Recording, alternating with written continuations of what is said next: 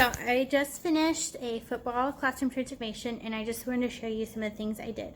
I made my chains out of orange bulletin board paper, and I traced the circle with a lampshade, and then I used my Cricut to make an O as big as I could. I made this one with a Cricut and just put it on paper, and then the stick is my border, my black border. So I put chains on this end and on this end for decoration. I made my goalposts out of yellow bulletin board paper that I just rolled up, and then I put these on with magnets, and then I made my scoreboard. I made it with my Cricut, and we played 4 quarters for our game, and our game was Kahoot, and we were practicing place value. So here's my Kahoot game. I used my Bitmoji to make it look like me with the red shirt, white hat, black pants. And then I made Kahoot cards like this on the football. We talked about, for the first quarter, we did 10 questions on places and values. Then we did, the second quarter was expanded form and word form.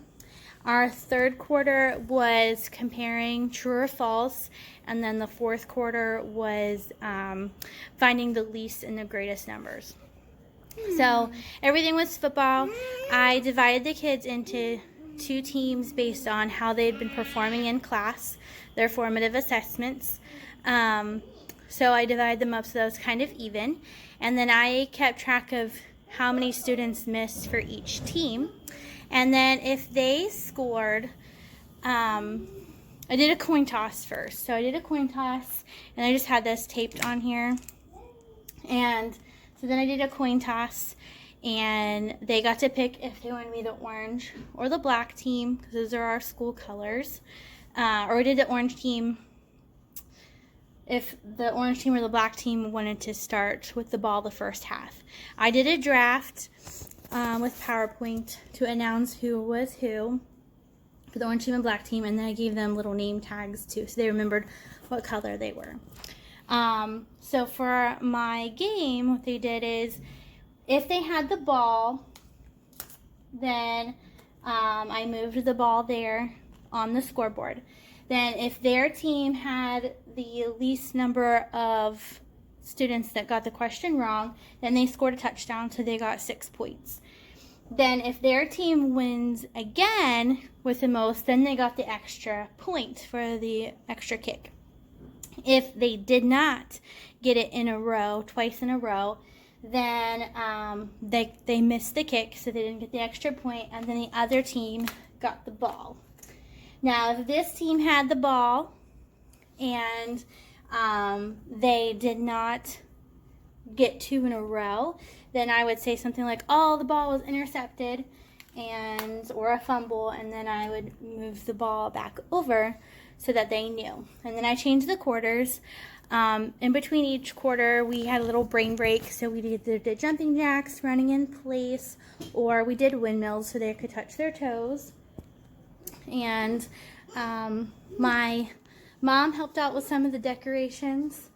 So we had those. We had game day hanging across. When we did the draft, we had like crowd music and that kind of thing. I also had the game day on my door when they walked in.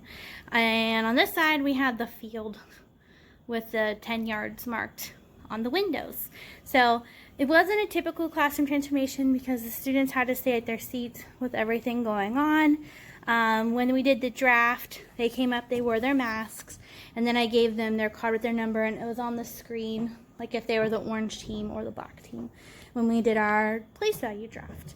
So that's how my classroom transformation went. Here I am with my ref outfit. The only things I purchased were my referee shirt from Amazon, and I bought the sign on the door. It was $5 on Amazon. The rest, like, I made those with just bulletin board paper and construction cardstock paper that I had.